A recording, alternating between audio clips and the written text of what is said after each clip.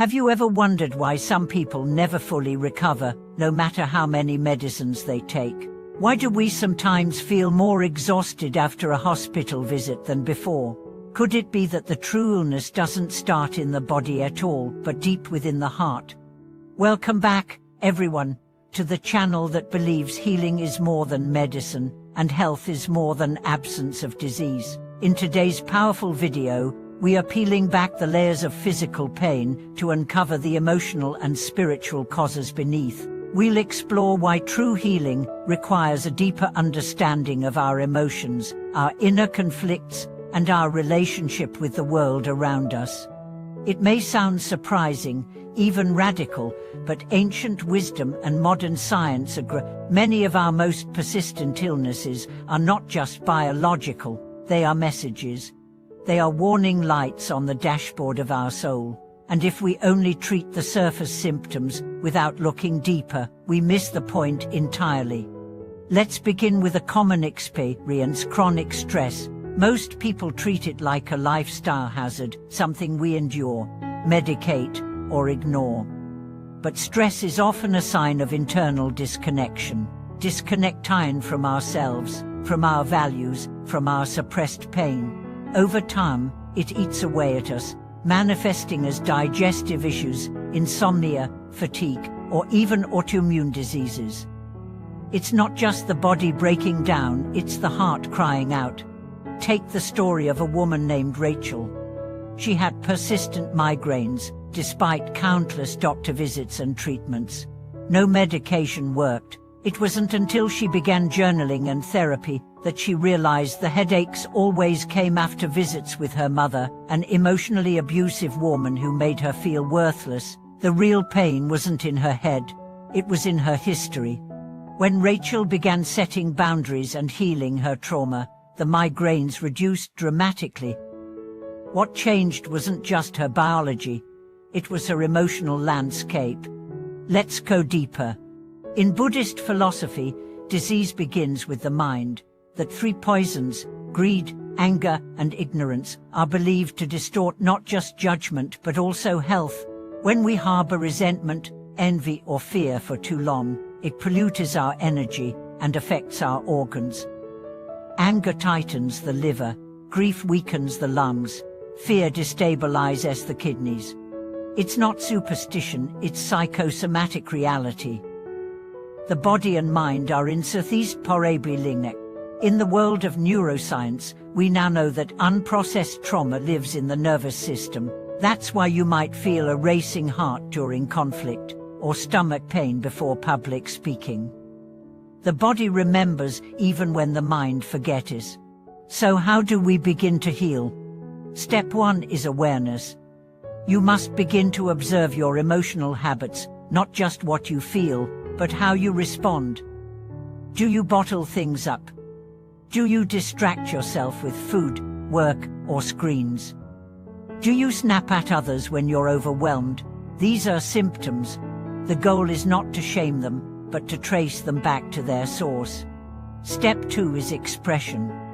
Most people are afraid of their emotions, especially the messy ones.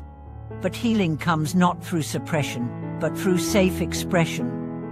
Whether it's through writing, art, therapy, or open conversation, your pain must find a voice. Take the story of James, a war veteran who suffered from PTSD. He couldn't sleep, had panic attacks, and isolated himself. Nothing helped until he began painting. On canvas, he released his nightmares, his guilt, his sorrow. Slowly, the weight lifted. Today, he runs an art therapy center for other veterans. His body didn't heal first, his spirit did. Let's talk about forgiveness. One of the most powerful, underrated healing tools in existence is forgiveness, not for others, but for yourself. So many illnesses are tied to inner guilt. I should have done better. I failed my family. I'm not good enough. These thoughts replay like poison. Until we forgive ourselves, we remain prisoners. Forgiveness is not approval. It's freedom. When you say, "I did the best I could with what I knew at the time," you release yourself. And in that release, healing begins. Let's explore another real case. Sarah, a 52-year-old woman with severe digestive problems. Tests showed nothing conclusive. She tried every diet. Nothing worked. Finally, a therapist asked, "What are you not digesting in life?" At first, she laughed. Then she broke down in tears. Her husband had left her 10 years ago for her best friend. She never spoke about it, never cried, ever processed. She had been the swallowing pain for a decade. Only when she began talking about it, crying, grieving, and forgiving, did her symptoms start to subside. Her stomach didn't need a pill. It needed closure. This brings us to one of the most profound truths. Every illness is a teacher. Cancer may be teaching you to value life. Anxiety may be teaching you to slow down. Chronic pain may be calling you to speak your truth. Depression may be reminding you that you've abandoned yourself. When we see illness not as punishment, but as communication, everything changes. Let me tell you about a Buddhist monk I once met in Thailand. He was in his 70s, healthy, radiant, peaceful. I asked him what his secret was.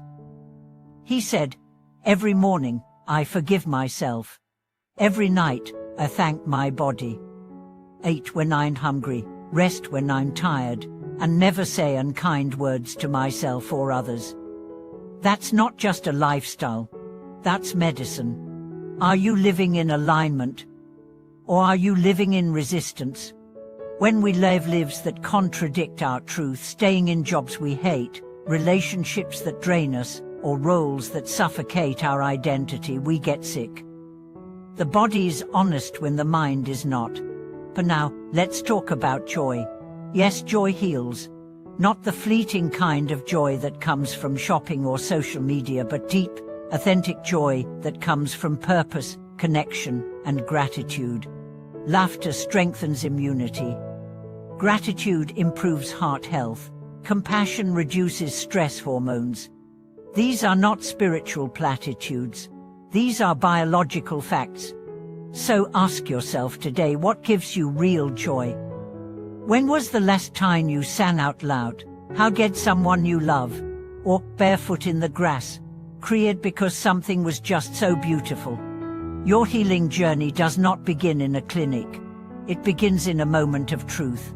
A moment where you stop running and start listening. Listening to your fatigue. Listening to your anger. Listening to your body's whisper before it becomes a scream. Your body is not your enemy. Your illness is not your punishment. You are not broken. You are being called back home to a version of yourself that is whole, aware, and alive. And in that space, healing is inevitable. Thank you so much for watching this video. If something resonated with you, please share your story in the comments. You never know who you might inspire. And don't forget to subscribe, like, and turn on notifications. There's more wisdom coming your way. We'll see you next time.